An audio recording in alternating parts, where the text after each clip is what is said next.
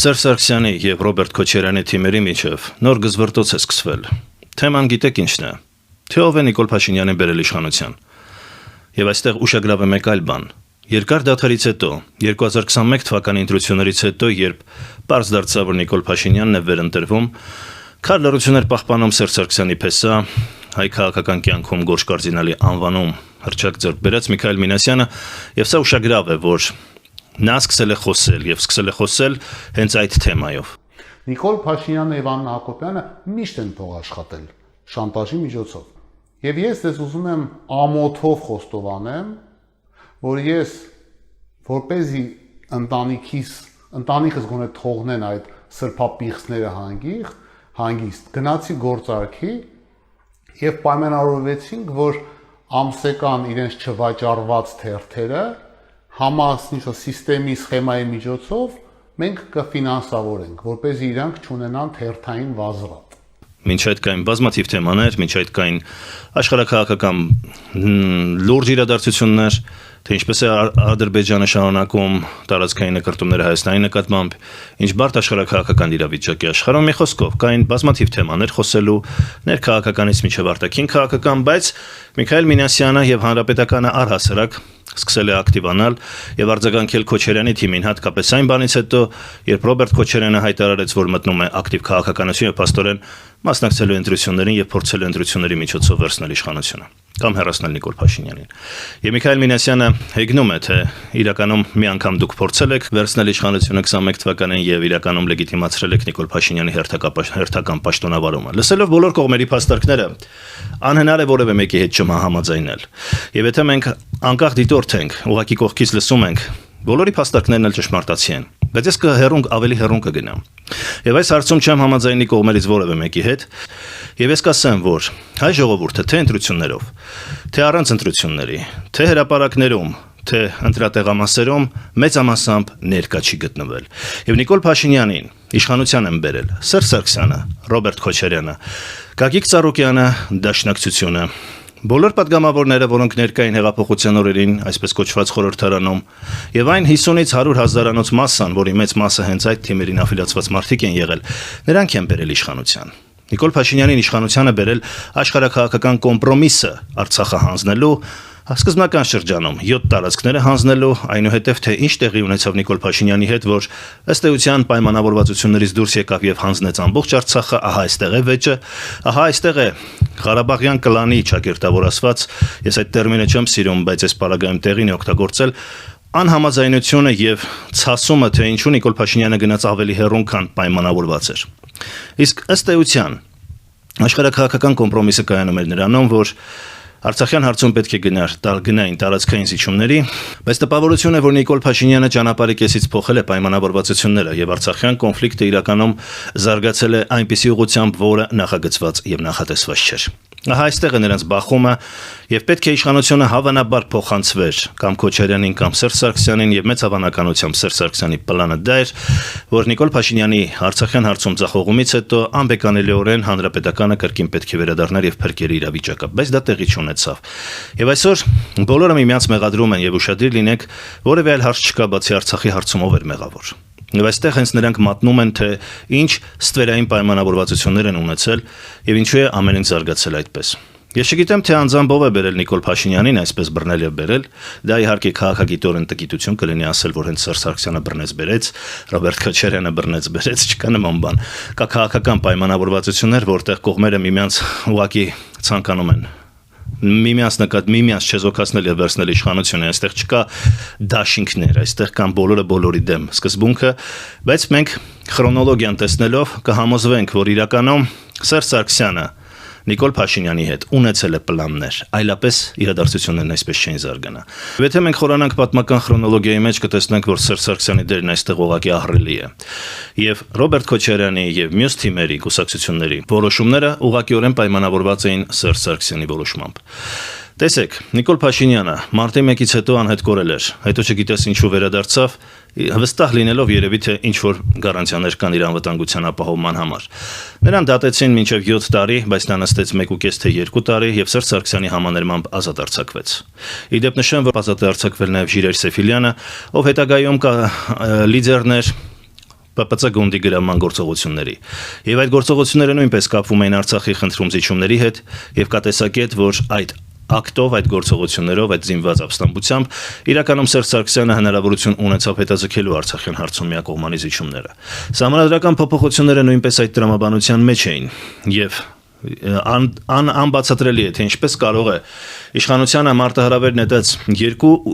գործիչ Նիկոլ Փաշինյան եւ Ժիրայր Սեֆիլյան ըստ էության ծայրահեղական մոտեցումներով գործիչներ ակտիվորեն ներգրավում են քաղաքականության մեջ եւ զբաղեցնում են ամբողջ մեդիա դաշտը։ Եվ եթե դուք հիշեք, այնուհետև տեղի ունեցան սահմանադրական փոփոխություններ եւ Սերժ Սարգսյանի այն պնդումը, որ նա այլևս չի հավակնելու Հայաստանի ղեկավարի պաշտոնին, Նիկոլ Փաշինյանը հենց Միքայել Մինասյանին աֆիլացված Արմենիա հեռուստաընկերությամբ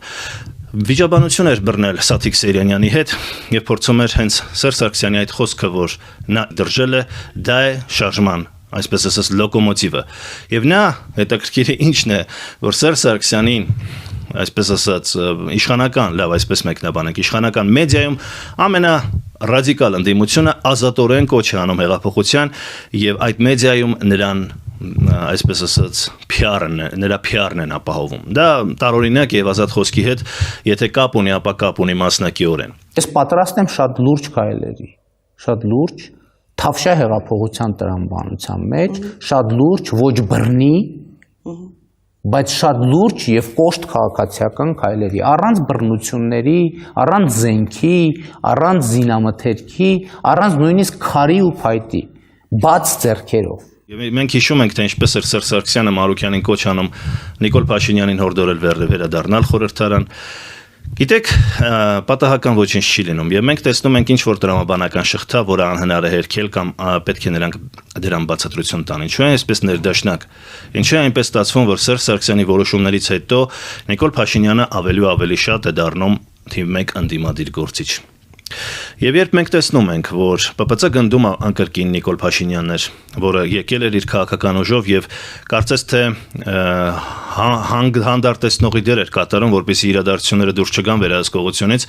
եւ այստեղ մենք ուզում ենք վերհիշել, թե ինչ էր ասում, ինչու էր Պավլիկ Մանուկյանը այդպես Նիկոլ Փաշինյանին անձնապես վիրավորելով, ասելով, որ պետք է դեն նետել աղբամանը, ըստ էության հասկանալով, որ Նիկոլ Փաշինյանը այլ գործողություններ է անում, քան իրականում աջակցում է այդ զինված ապստամբությանը։ Այնուհետև տեղի են ունենում սահմանադրական փոփոխություններ եւ Նիկոլ Փաշինյանը կրկին գալիս է առաջին պլան որպես դրադիմ ընդդիմացող եւ ժողովրդին բառացիորեն ասում է, որ գիտեք իշխանությունը գցած է լինելու փողոցում, ընդհանրապես պետք է գնանք եւ վերցնենք, այսինքն արխային ձեզ չեն կրակելու, չեն ջրելու։ Դուք մենք գնալու ենք հանգիստ վերցնենք իշխանությունը։ Երբ մենք նախատեսել ենք այդ քաղաքական process-ները, ժամանակ Սերժ Սարգսյանը չի ունենալու ոչ մի պաշտոն, այսինքն ոստիկանության եւ ԱԱԾ-ի վրա առնվազն ֆորմալ հրամանատարի կարգավիճակ չի ունենալու եւ բանակի վրա եւ երկրորդը կառավարություն չի լինելու։ Այսինքն կոպիտ ասած, եթե շատ տենց քաղաքական ժարգոնով արտահայտվելու ենք, այդ մի շաբաթվա ընթացքում իշխանափոխությունը հրապարակում գցած է լինելու եւ եթե պարզվի կա ժողովուրդ, որ պատրաստ է եւ գնալ վերցրել այդ իշխանությունը, ինքը կգնա եւ կվերցնի։ Մյուս փաստը Սերժ Սարգսյանը կարող էր լինելով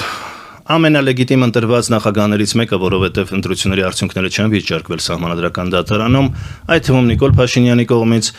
հանկարծ հրաժարական է տալիս ինչ-որ 50-100 հազարանոց միտինգների ժամանակ, երբ այդ նույն միտինգների առումով Սերժ Սարգսյանը Ռաֆի Հովհաննիսյանին դրանից տարիներ առաջ ասում էր կլինի ես էլ հետո հրաժարական տալուց հետո էլի այդքան եւ դրանից շատ մարդ հավաքեմ եւ գամ եւ իշխանություն ուզեմ։ Ծաղրում էր միտինգավորների թիվը, երբ որ Ռաֆի Հովհաննիսյանը ոչ պակաս թիվ էր ապահովում միտինգներին, հա։ Եթե ոչ ավելի կախված թե որ օրը եւ որ ժամանակագրություն է նայենք։ Հետեւաբար այստեղ ասել, որ ժողովուրդը միտինգներով հեղափոխություն արեց այդպես խաղ ու պարով եւ քայլ անելով, իհարկե քննադատությանը չի դիմանում եւ այստեղ ակնհայտ է, որ գոյություն է ունեցել ինչ որ նախնական կամ ընթացիկ պայմանավորվածություններ։ Եվ երբ որ Սերժ Սարգսյանը ընդունեց, որ ինքը սխալ է, Նիկոլը ճիշտ էր, դա դարձավ հրահանգ բոլորի համար։ Եվ բոլորը հերթով Բարգավաճ Հայաստան կուսակցությունը, Հայ հեղափոխական դաշնակցությունը եւ հավանաբար շատ-շատերը գնացին Նիկոլին աջակցելու, որովհետեւ հասկացան, որ իշխանությունն այլևս Սերժ Սարգսյանը հանձնում է Նիկոլ Փաշինյանին։ Գնացին իրենց անհատական պայմանավորվածությունների հետևից, որպեսզի դուրս չմնան խաղից, դուրս չմնան քաղաքականությունից։ Ինչն էր ստիպում Սերժ Սարգսյանին ասել, որ Նիկոլը ճիշտ էր, իսկ ինքը սխալվեց։ Դա ուղղակի հրահանգ էր բոլորին, որ գնացեք եւ պաշտպանեք Նիկոլ Փաշինյանին, որովհետեւ նա ճիշտ է, իսկ ես սխալ։ Ինչն էր ստիպում նրան նման հայտարարություն անել։ Ինչն էր ստիպում Կարեն Կարապետյանին գնալ եւ ձեռքսեղմումով Նիկոլ Փաշինյանին բանտից ազատել 100,000-անոց միտինգները։ Մեր բնակչության ընտրողները 2.5 միլիոն են եւ 100,000-ը ինչքան էլ ազդեցիկ թիվ է քաղաքական գործընթացներում, դա այնուամենայնիվ չի արտահայտում ժողովրդի մեծամասնության տեսակետը։ Եվ դա մենք տեսանք նաեւ ընտրություններով, երբ որ ժողովրդի մեծամասնությունը 50+1%-ը բացարձակապես չի մասնակցել ընտրություններին։ Նիկոլ Փաշինյանը հենց առաջին ընտրություններին անցել է 49% մոտավորապես մասնակցությամբ, հետևաբար ինչ ժողովրդի մասին է խոսքը։ Հետագա իրադարձությունները ցույց տվեցին, որ Նիկոլ Փաշինյանը ուղղակի ինչ որ պայմանավորվածություններից դուրս է եկել։ Նա պետք է զիջեր հետագայում իշխանությունը, բայց նա դա չարեց։ Նա դա չարեց, նա գնաց ընտրությունների եւ այստեղ ահա Ռոբերտ Քոչարյանի հետ մրցակցելով ըստ էության արդեն Սերժ Սարգսյանի կողմնակիցների թեզն է գալիս առաջ, որ Ռոբերտ Քոչարյանը կամա թե ակամա նպաստեց Նիկոլ Փաշինյանի վերընտրությանը եւ լեգիտիմացմանը։ Մի խոսքով, մանրուքների մեջ կարելի է անվերջ խորանալ, կարելի է մտնել դավադրությունների տեսությունների մեջ, բայց փաստը, որ քաղաքական իրադարձությունների քրոնոլոգիան նայելով տեսնում ենք, որ Նիկոլ Փաշինյանին բացի հայ ժողովրդից բերել են բոլոր նրանք, ովքեր իրար մեղադրում են Նիկոլ Փաշինյանին բերելու մեջ, ամեն ինչ դառնում է ավելի ակնհայտ, քան կարելի է ենթադրել։ Նիկոլ Փաշինյանին բերել են բոլոր այն քաղաքական դերակատարները, ովքեր անունով պայքարում էին Նիկոլ Փաշինյանի դեմ, բայց միայն ավելի էին նրան PR-անում եւ ավելի էին մեծացնում նրա ժողովրդականությունը։ Իրականում մենք կարող ենք վերել բազմաթիվ այլ փաստեր եւս եւ այլ հարցադրումներ եւս, բայց համանապակվենք այսքանով։ Հավանեք այս տեսանյութը, բաժանորդագրվեք, տարածեք, որպեսզի մենք շարունակենք մեր անկախ վերլուծությունները եւ հնարավորինս ռեալիստական, անկողմնակալ, այս կամ այն քարոզությունից դուրս մեր գնահատականները։ Շնորհակալություն, կհանդիպենք։